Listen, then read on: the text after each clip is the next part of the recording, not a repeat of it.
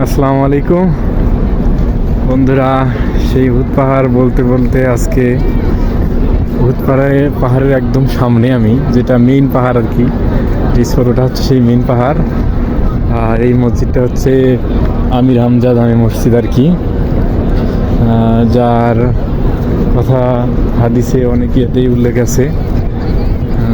তার মাজার এক কথায় তার রওজা এদিকে আছে, ইনশাল্লাহ সেখানে নামাজের পর যাব। মূলত পাহাড়ের সামনে আমি চলে আসলাম।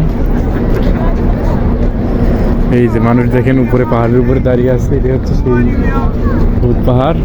এখানে মূলত হাজিরা এবং বিভিন্ন দর্শনার্থীরাই কিন্তু আসছে দেখার জন্য। দেখেন কত বাস। সন্ধ্যার সময় মাগরিবের আজান হবে হয়তো 2-3 মিনিটের মধ্যেই। এই হচ্ছে আমির হামজা জামে মসজিদ, আর ওই দিক সম্ভবত ওনার রওজা মোবারক কি কবরস্থান। এই যে সেই উহুদ পাহাড়। কত গাড়ি, কত দর্শনার্থী, বিভিন্ন দেশ থেকে দর্শনার্থী আসছে, তাদেরও তো কিছু রুল শিখিয়ে দিতেছে।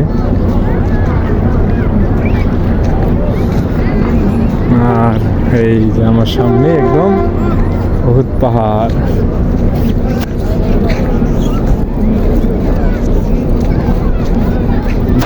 টিমমেট করে আসছে আর কি, অনেক লোকজন টিমমেট করে, ফিলিপিনি, ইন্দোনেশি, মালয়েশিয়া, অনেক বিভিন্ন বাইরের দেশ থেকে আসে আর কি এখানে।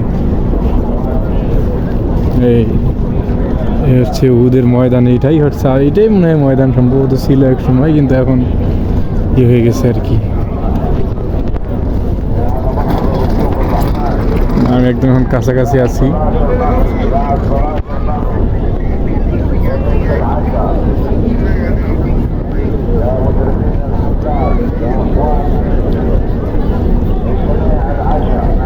এই উহুদ পাহাড়ের কথা কোরআনে যে কতবার বলা আছে, অনেক সওয়াবের তুলনা করা হয়েছে উহুদ পাহাড়ের সাথে।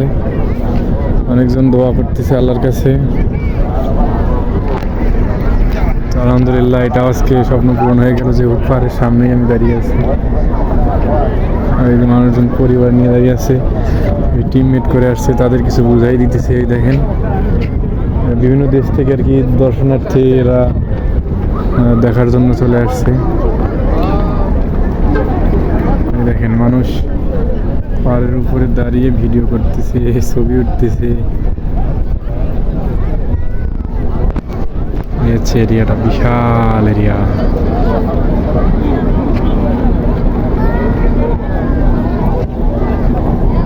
আলহামদুলিল্লাহ, আমি মদিনায় গেছিলাম, মদিনা সফর শেষ করে এই উহুদ পাহাড়ে আসলাম আর কি।